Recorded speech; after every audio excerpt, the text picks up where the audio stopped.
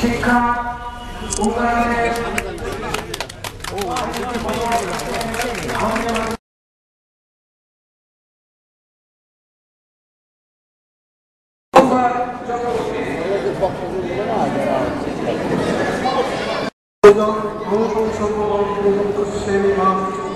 গঙ্গা জিজ্ঞাসা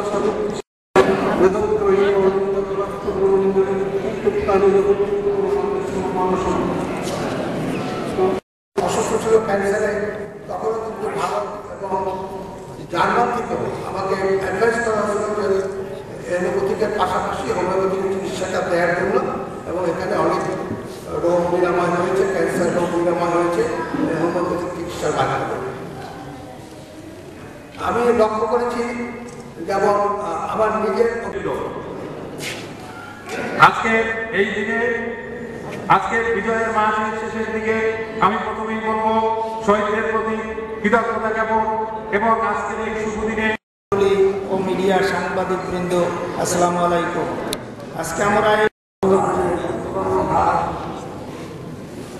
আমাদের প্রিয় মুরব্বী আল্লাহ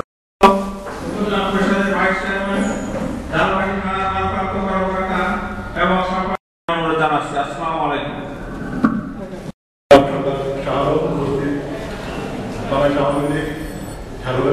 শাখার সাধারণ সম্পাদক অ্যাডভোকেট সভা সভাপতি এবং উপজেলা পরিষদ চেয়ারম্যান জনাব মোহাম্মদ সুলতান হাসান খান, মাননীয় দপ্তরের প্রশাসক, আসসালামু আলাইকুম।